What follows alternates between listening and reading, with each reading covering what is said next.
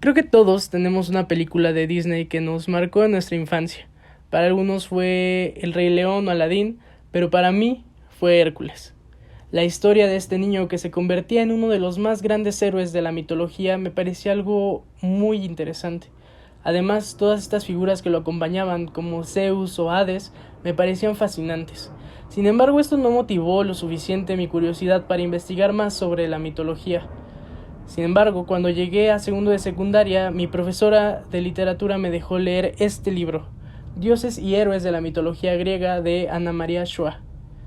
Podrán imaginar mi sorpresa cuando en las páginas de este libro encontré unas versiones muy distintas a las que Disney había planteado sobre los personajes de la mitología griega, con un Zeus que parecía más un villano que un padre bonachón, o un Hades que parecía muchísimo más tranquilo que lo que Disney planteaba. Así que esto sí motivó más mi curiosidad para investigar más sobre la mitología griega.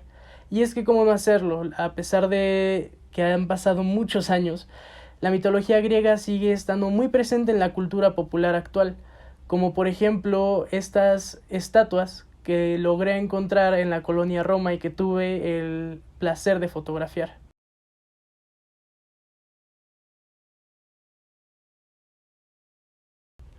Otra cosa que encontré acerca del mito de Hércules y que me pareció muy interesante es que los griegos lo tomaban como una representación de que no importa si has perdido el camino, siempre puedes rectificarlo.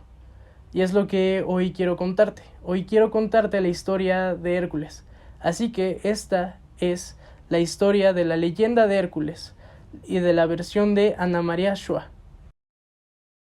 En una noche tormentosa, donde la lluvia cubría todo el reino y los rayos asustaban hasta el más valiente, una bella reina esperaba el regreso de su esposo, quien ya tenía muchas noches fuera defendiendo su reino. Entre mortales y dioses se sabía que Alcmena, reina de Tirintos, era una de las más hermosas mujeres que había existido, y hasta el mismo Zeus la deseaba. De pronto, la puerta de la alcoba de los reyes se abrió de golpe, y la voz de Anfitrión, esposo de Alcmena, se escuchó por toda la habitación, anunciando su regreso. Tras contar la historia de cómo había salido victorioso de todas sus batallas, el rey decidió que era hora de irse a la cama, pero no a descansar aún, pues el rey había regresado con un gran lívido y no podía esperar más para demostrar la pasión que sentía por su esposa. Después de culminar el acto y que la lujuria de Anfitrión fuera saciada, el rey salió de la habitación para no volver hasta la mañana siguiente. Cuando volvió, parecía que nada de lo acontecido hace unas horas había pasado, pues el rey volvió con su esposa con un lívido renovado y aunque esta vez sus caricias no surtieron el mismo efecto que la primera vez, el rey logró seducir nuevamente a la reina. Acto seguido, el rey comenzó a contarle a Alcmena las mismas historias que había contado una noche atrás. Sin embargo, Alcmena desconcertada le había dicho que eso ya lo había escuchado una noche atrás. Fue entonces cuando Anfitrión se dio cuenta de lo sucedido. Las historias de las violaciones de Zeus eran conocidas por los mortales, y no era difícil atar los cabos, y descubrir que lo que pasó fue que Zeus, el más poderoso de los dioses, se había hecho pasar por Anfitrión para poder estar con la reina. Todo se confirmó cuando Alcmena dio a luz a los bebés de estas relaciones, que dieron como producto a dos mellizos, uno de cada padre, Hércules, hijo de Zeus y que por consiguiente era un semidios, e Íficles, hijo de Anfitrión. Sin embargo, Zeus no era el único olímpico que presenciaba esta escena, pues todo era observado por Hera, diosa del matrimonio y esposa de Zeus. Para Hera las infidelidades de su esposa eran una ofensa directa hacia ella, y estaba harta de soportarlas. Pero, ¿qué podía hacer? Zeus era demasiado poderoso para intentar algo en su contra directamente, así que se dio cuenta de que la manera más eficaz de dañarlo no era atacarlo directamente, sino atacar algo que él quisiera, sus hijos, de los que estaba tan orgulloso. En este momento, Hércules, sin siquiera haber aprendido a caminar aún, se había ganado a una de las más poderosas enemigas que alguien podría tener. Apenas unos meses después de su nacimiento, la diosa Hera hizo su primer intento por deshacerse de Hércules, mandando a dos serpientes gigantes hasta la cuna de Hércules e Íficles. Sin embargo, Hera falló en su cometido, pues el pequeño Hércules pudo quitarle la vida fácilmente a las serpientes, ahorcándolas sin ninguna dificultad. Cuando Anfitrión llegó con la espada desenvainada listo para defender a sus hijos, encontró a dos bebés jugando con los cadáveres de dos gigantescas serpientes. No cabía duda, Hércules era el hijo de un dios. Pasó el tiempo, y para cuando Hércules tenía 18 años ya medía casi 2 metros y había logrado muchas proezas para su joven edad. Un día, después de ayudar a su padre con algunas tareas del cuidado de sus rebaños, Hércules encontró enemigos de Tebas en su camino. Hércules no lo pensó y sin ninguna ayuda combatió contra todo el ejército y logró vencerlo. Como agradecimiento, el rey de Tebas casó a su hija mayor, Megara, con el héroe. El matrimonio de Hércules y Megara fue muy feliz y lleno de hijos.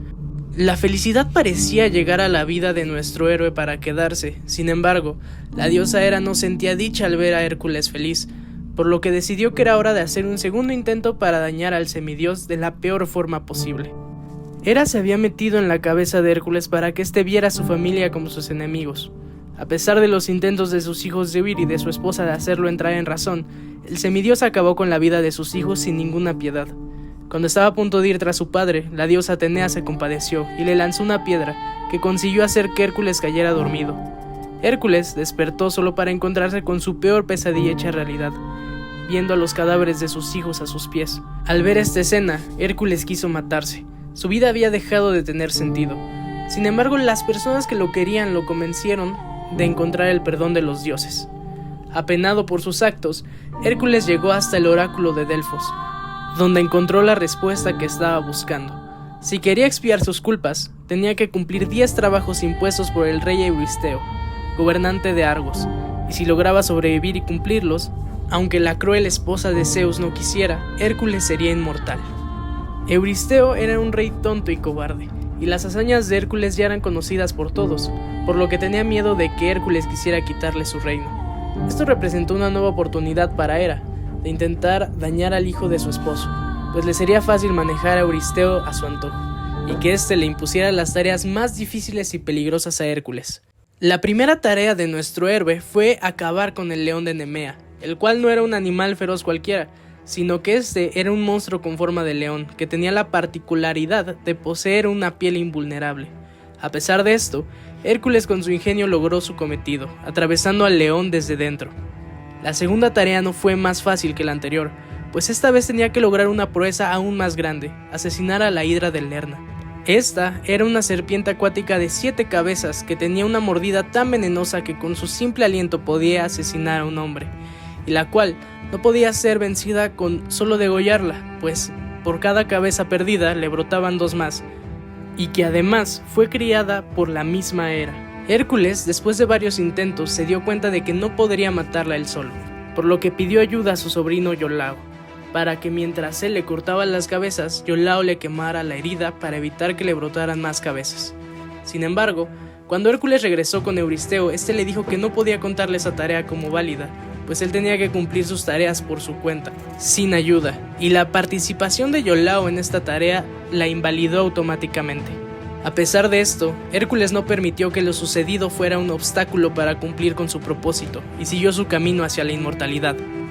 Hércules logró cumplir con las siguientes tareas que el rey le encomendaba, ocupando sus músculos pero también su inteligencia para lograr sobreponerse ante cualquier reto que Hera y Euristeo le pusieran enfrente. En sus tareas, enfrentó todo tipo de retos, desde atrapar un jabalí hasta traer ante el rey el cinturón de Hipólita, y todas y cada una logró completarlas con relativa facilidad, y el mismo éxito parecía avecinarse con la última tarea, limpiar los establos de Augías.